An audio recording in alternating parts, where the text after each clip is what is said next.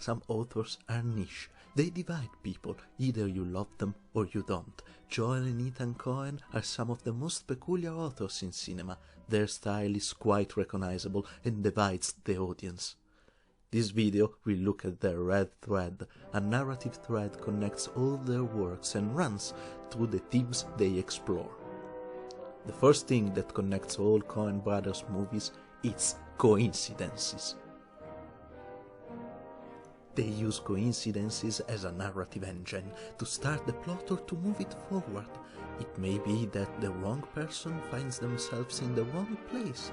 It might be that someone finds out some information. It doesn't matter. It's always by pure chance.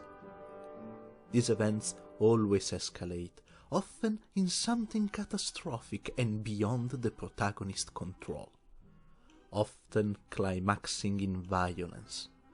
Usually the structure goes: a small coincidence starts the plot. Usually it's minimal. The protagonists, instead of leaving, decide to search for meaning or resolve to it. Still, there is a reaction to every action, spiraling into a complex situation without a real escape. They usually have two choices: to fight or to accept the situation.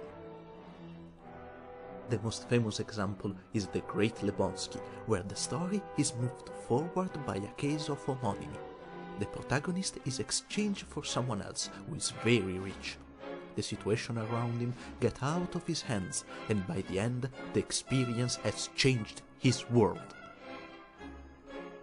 Some would say that the story they tell is linked to fate, predestination that the character has to confront for their past actions or decisions. I think that there is a karma element, as we'll see later, but I also believe that they enjoy using the randomness of life to explore the character's relationship with the world around them.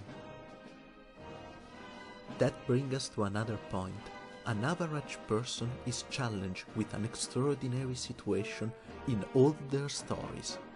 Their movies all feature an average Joe with an everyday life who's thrown into an extraordinary situation that he or she never had to deal with before. They purposely put protagonists out of their comfort zone to let the audience see how they deal with it, and allowing those who are watching wonder what they would do in such a situation. The Coen brothers, through this, have fun to show the worst side of humans who, for petty reasons, always decide to take advantage of the situation. Usually it has to do with money. The most extreme example is Burning After Reading, where the protagonist, by chance of course, finds a disc with a book of memoirs of an ex-CIA agent. Since she wants money for cosmetic surgery, she decides to blackmail him. The audience is left to question themselves about what they would have done in that situation. However, through their movies, there is always a sense of justice and morality that drives through them. There is a sense they believe in justice in their movies, both human and, for lack of a better word, divine. The Coen brothers are never on the side of the story's villain, who are criminals or people of low morale more often than not.